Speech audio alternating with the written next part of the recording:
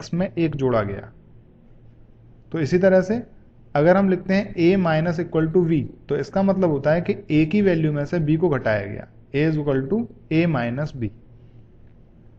अगर हम m modulus n minus 7 लिखते हैं तो इसका मतलब होता है m equal to m modulus n minus 7, m equal to m modulus n minus 7। तो आप असाइनमेंट ऑपरेटर के बारे में सीख गए होंगे, मॉड्यूलस असाइनमेंट ऑपरेटर के बारे में।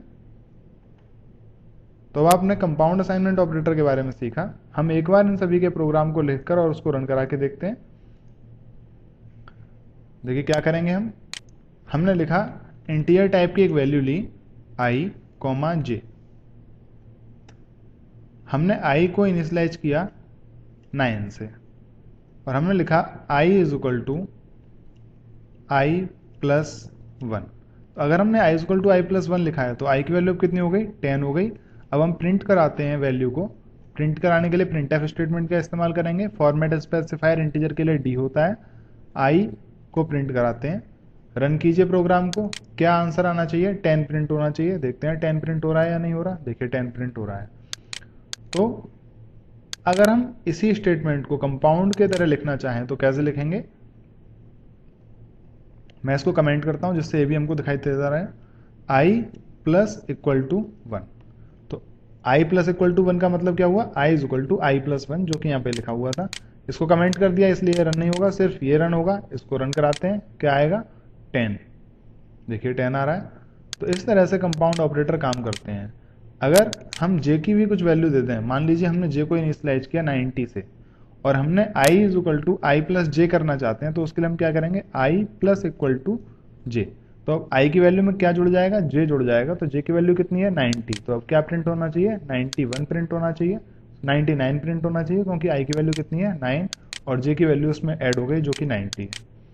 तो इस तरह से आप कंपाउंड असाइनमेंट ऑपरेटर का इस्तेमाल कर सकते हैं। आगे भी हम कई प्रॉब्लम्स में कंपाउंड असाइनमेंट ऑपरेटर का इस्तेमाल करेंगे, तो वहां पर आपको काफी क्लियर हो जाएगा ये। अब बात करते हैं उस प्रोग्राम की जो हम स्टार्टिंग से कर रहे थे, एडिशन ऑफ 2 नंबर्स। हालांकि हमें करके देख चुके हैं, फिर भी एक बार देखते हैं। क्या स्टेप लिया आपने 2 नंबर का एडिशन कराने के लिए। पहले प्रोग्राम स्टार्ट किया, उसके बाद आपने 3 वेरिएबल डिफाइन किए, a, b और c। कुछ भी कर सकते हैं। हमने a1 b1 और सम किए थे, a1 a2 और सम किए थे। इनिशियलाइज किया b और c को। इस केस में हमने इनिशियलाइज किया था a1 और a2 को।